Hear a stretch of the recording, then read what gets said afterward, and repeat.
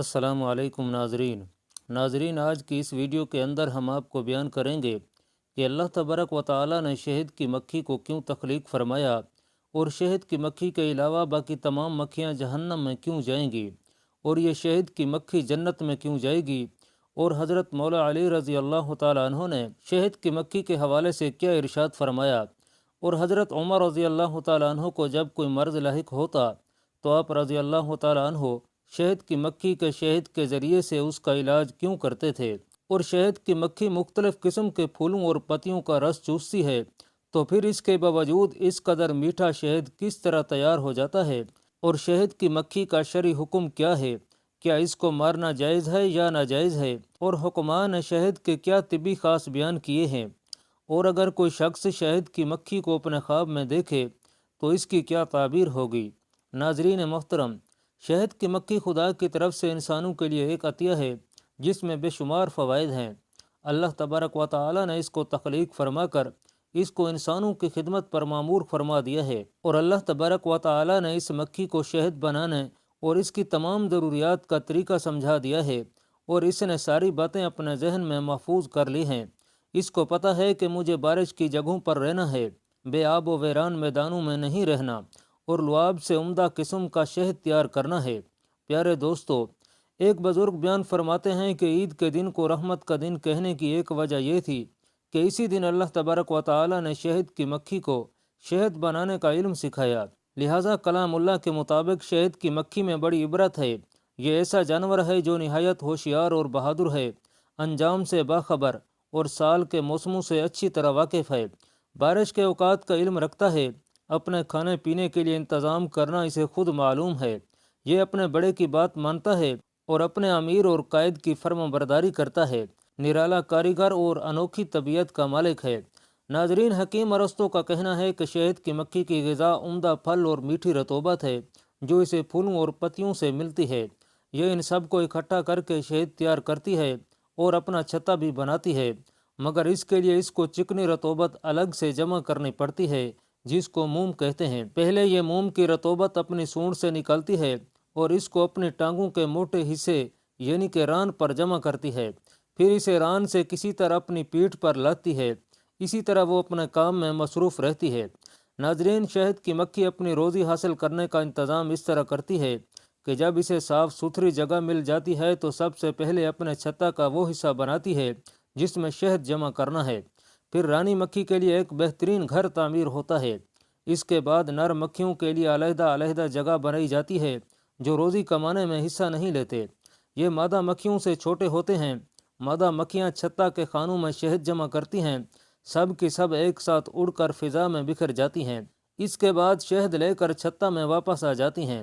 نر مکھیاں پہلے چھتا بناتی ہیں، پھر اس میں بچہ جننے کا کام شروع کرتی ہیں، وہ اس طرح کہ یہ اپنے چھتا میں انڈے دینے کے بعد پرندوں کی طرح اپنے انڈوں پر بیٹھ جاتی ہیں، اور اس عمل سے ان انڈوں میں سے ایک سفید کیڑا نکلتا ہے، اس کی نشو نما ہوتی رہتی ہے، خود سے کھانے لگتا ہے اور چند دن میں اڑنے کے قابل ہو جاتا ہے۔ ناظرین محترم، ماہرین حیوانات کا کہنا ہے کہ یہ مکھیاں جب کسی مکھی کے اندر کوئی خرابی دیکھتی ہیں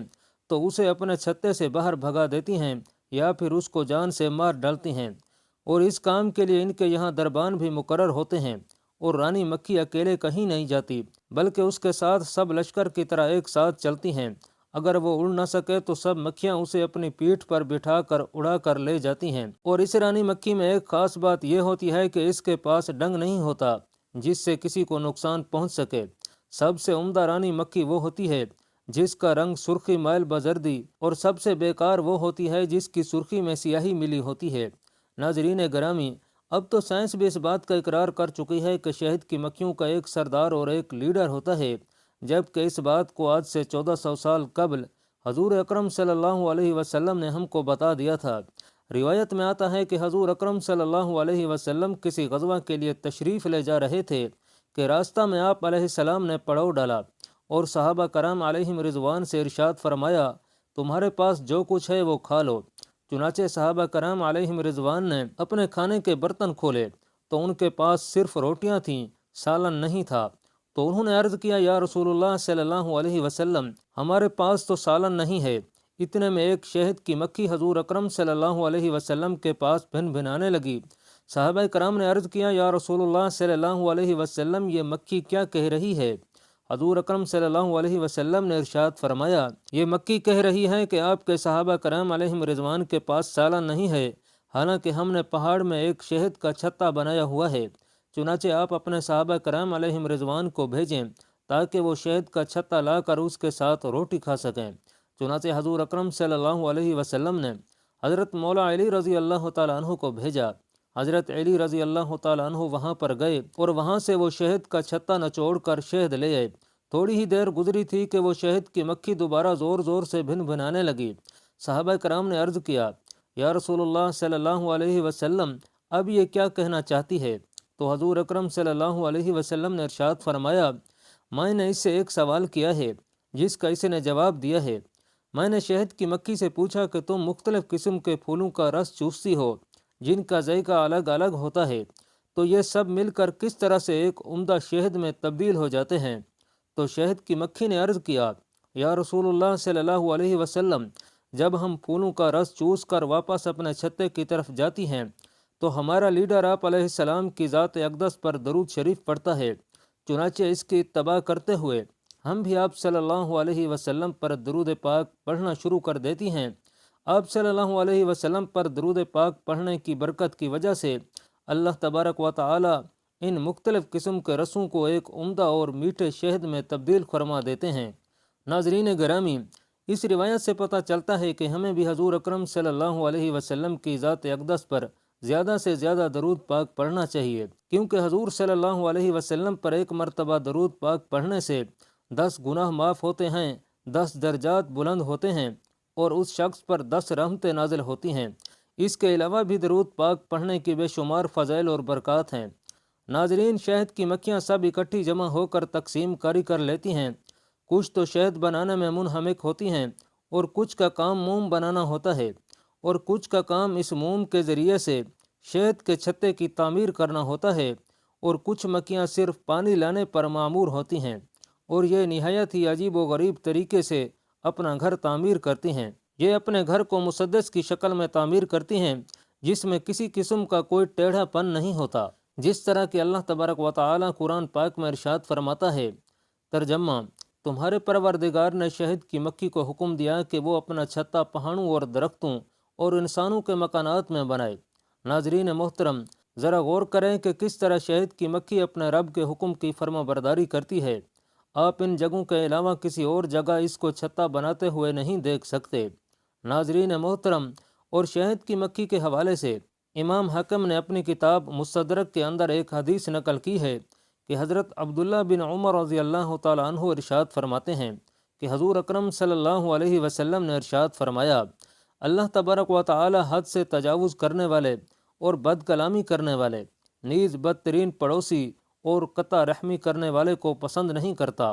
پھر آپ صلی اللہ علیہ وسلم نے ارشاد فرمایا کہ مومن کی مثال شہد کی مکھی کسی ہے کہ وہ اپنے چھتا سے نکلتی ہے، حلال کھاتی ہے، ویٹ کرتی ہے، مگر نہ تو کسی کو کوئی نقصان پہنچاتی ہے نہ ہی توڑ پھوڑ کرتی ہے۔ اسی طرح مومن بھی اپنے کام سے کام رکھتا ہے، کسی کو ایذا نہیں پہنچاتا اور رزق حلال کھاتا ہے۔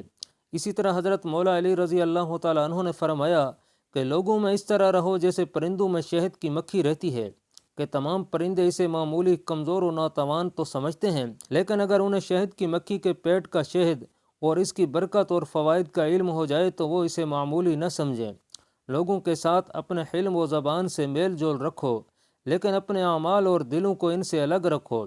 آدمی کو اسی کا پھل ملے گا جو اس نے دنیا میں کر لیا، اور قیامت کے دن ہر شخص ان لوگوں کے ساتھ ہوگا جس سے وہ دنیا کے اندر محبت کیا کرتا تھا۔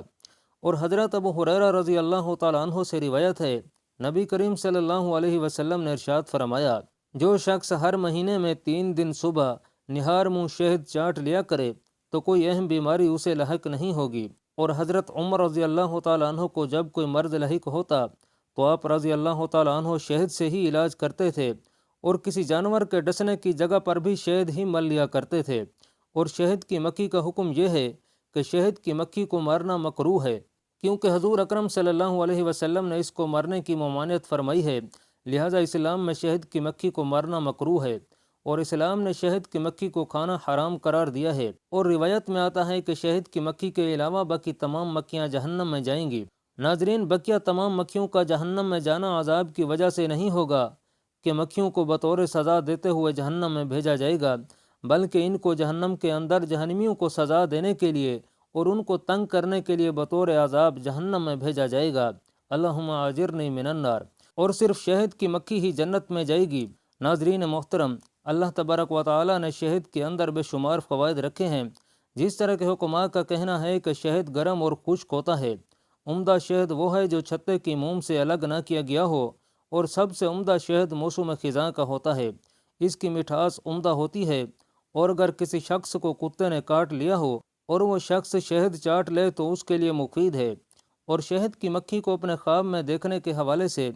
اہل علم کا کہنا ہے کہ خواب میں شہد کی مکھی دیکھنا دیکھنے والے کے لیے خطرے کے ساتھ مال جمع کرنے اور مالداری کی علامت ہے۔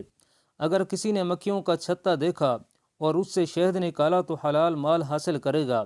اگر پورا شہد نکال لیا، بالکل نہیں چھوڑا تو کسی قوم پر ظلم کرے گا۔ اور اگر مکھیوں کے لیے کچھ چھوڑ دیا ہے تو اگر وہ حاکم یا اپنے حق وصول کرنے کا دعوے دار ہے تو اپنے معاملے میں انصاف کرے گا۔ اگر کسی نے یہ دیکھا کہ شہد کی مکھیاں اس کے سر پر بیٹھ گئی ہیں تو وہ حکومت اور سرداری حاصل کرے گا۔